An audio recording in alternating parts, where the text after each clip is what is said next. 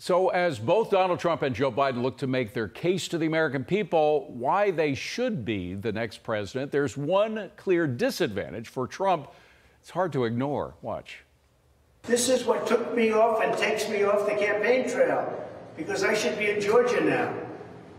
I should be in Florida now. I should be in a lot of different places right now campaigning, and I'm sitting here.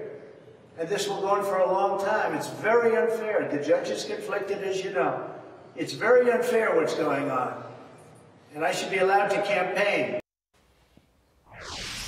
Here now, President Trump's 2024 National Press Secretary, Karoline Leavitt. Great to see you, Karoline. Great to see you guys. Thanks. How is this impacting President Trump's campaign? He is locked in a courtroom 4 days a week, doesn't have Fridays off, only Wednesday, while Joe Biden is shuffling around the country campaigning. And it's a shame to see what is taking place in this city. It's a shame not only for the city of New York, but also for our great country. This is the Democrats' entire strategy, to confine President Trump to a dirty criminal courtroom and keep him off the campaign trail where he can bring his winning message to voters across this country. This case is being led by a Democrat prosecutor, overseen by a Democrat judge in a Democrat jurisdiction, and it's being led ultimately by a Democrat incumbent president who knows he is weak. But unfortunately for them, they picked the wrong guy to mess with. President Trump is tough. He is tenacious. He will continue to hit the campaign trail as much as possible. And I think the Democrats underestimated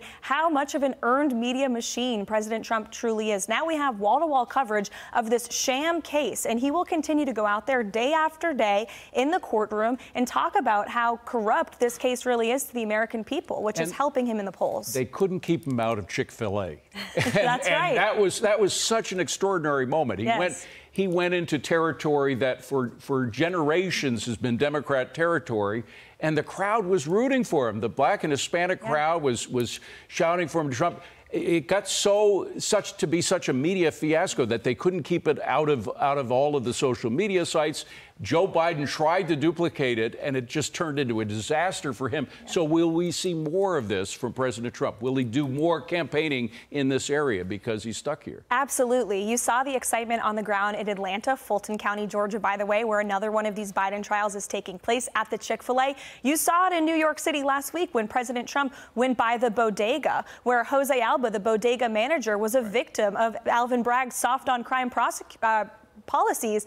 And when we were there, the people outside, residents of Harlem, were chanting "lying Bragg," because they realized that their corrupt district attorney is prosecuting the former president of the United States when he should be prosecuting real violent criminals in their community. So he will continue to expose that. Oh, we carried it here. People were singing the national anthem outside of the bodega.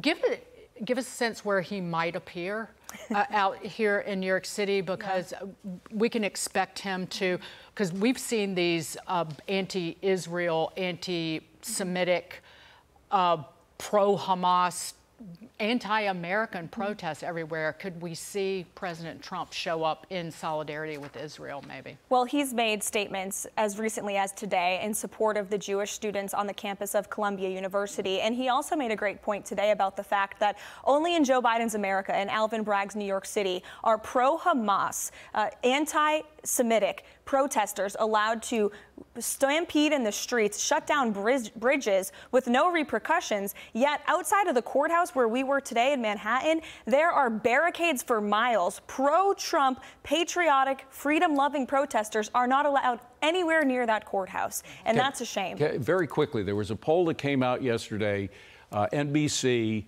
It's clear that when people compare the Biden presidency with the Trump presidency, Biden fails miserably. Better record as president, Biden 39%, Trump 46%, and it goes on. Now we have two records of two presidents to pit against each other. It ain't 2020 anymore, is it? No, American people have never had a greater contrast than the one that will be on the ballot before them on November the 5th. We had a secure border under President Trump. Now we have a wide open border. We had a booming economy. Now our economy is in the midst of a recession, record high inflation. We had peace around the world. Now we have chaos and war, and that's because of Joe Biden. Karoline Leavitt, you be safe in New York City. Thank you for being here.